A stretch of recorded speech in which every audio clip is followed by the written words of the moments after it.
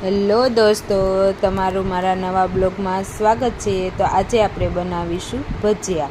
આજે ચોમાસાનો પહેલો વરસાદ શરૂ થઈ ગયો છે અને આવું ઠંડુ વાતાવરણ હોય અને આપણા ઘરમાં ગરમે ગરમ ભજીયા બનતા હોય તો ખાવાની મજા જ કંઈક અલગ આવે। તો ચાલો આપણે ભજીયા બનાવીશું। તેના માટે આપણે લઈ લીધું છે લસણ, મેથી, ધાણા અને મરચાં, અને લઈ લીધા છે અજમા, મીઠું, લીંબુનો રસ, ચણાનો લોટ, અને આપણે લઈશું સાજીના ફૂલ, અને તે બધાને આપણે મિક્સ કરી દઈશું। મેથીને અને મરચાંને અને આદુ લસણની પેસ્ટને, અને એ બધાને આપણે સારી રીતે મિક્સ કરી દેવાના છે।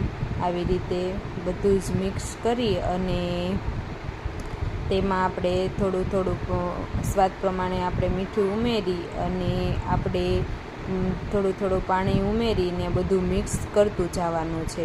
બધું સારી રીતે મિક્સ કરી દેવાનું છે ને એક જ ઓલામાં મિક્સ કરવાનું છે આપણે કન્ટિન્યુ, એટલે આપણા ભજીયા બહુ સરસ બનશે, જેથી તે ફૂલી અને પોચા રૂ જેવા બને છે ભજીયા આપણા। તે આવી રીતે આપણે એક જ ધારું એક જ ઓલામાં કન્ટિન્યુ ચલાવતું રહેવાનું છે। આવી રીતે બધાને આપણે પછી બધું મિક્સ કરી અને આપણે તેલ ગરમ કરી દીધું છે, તેલ ગરમ કરવા મૂકી દીધું છે। તો ચાલો આપણું તેલ ગરમ થઈ જાય એટલે પછી આપણે ગરમે ગરમ ભજીયા બનાવીશું। આપણું તેલ ગરમ થઈ ગયું છે તો આપણે સ્ટાર્ટ કરી દીધું છે ભજીયા બનાવવાનું। તો આવી રીતે આપણે ભજીયા બનાવવાના હોય છે। તમે જોઈ શકો છો વિડીયામાં કેવી રીતે ભજીયાનું બનાવું છું, અને આપણા ભજીયા પણ જો કેવી રીતે જાતે જ તે પલટાઈ જાય છે। તો જોઈ શકો છો તમે કે આપણા ભજીયા કેટલા સરસ ફૂલી અને કેટલા સરસ બની ગયા છે। તમે જોઈ શકો છો દોસ્તો, જુઓ તમે કેટલા સરસ આપણા ભજીયા બન્યા છે। તો આવી જ રીતે આપણે બધા જ ભજીયાને બનાવવાનું દઈશું। આપણે તેલ જો આવી રીતે મૂકીને આવી રીતે બધા જ ભજીયા આપણે બનાવી લેવાના છે।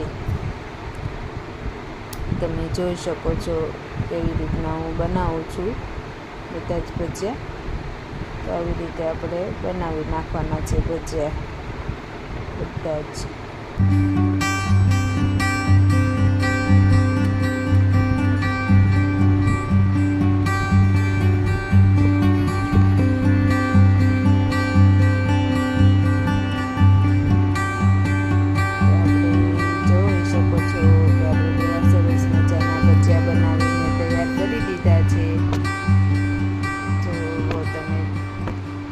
ચોમાસાની સિઝનમાં ગુજરાતી લોકો હોય તેના ઘરમાં બધાના જ ઘરે ભજીયા બનતા જ હોય છે, એટલે તમે કોમેન્ટમાં કરજો ને આપણે બધા જ ભજીયા બનાવી નાખ્યા છે, અને આંબલીની ચટણી અને ભજીયા સર્વ કરી દીધા છે। તો કોણ કોણ બનાવે છે ભજીયા તે કોમેન્ટ કરજો।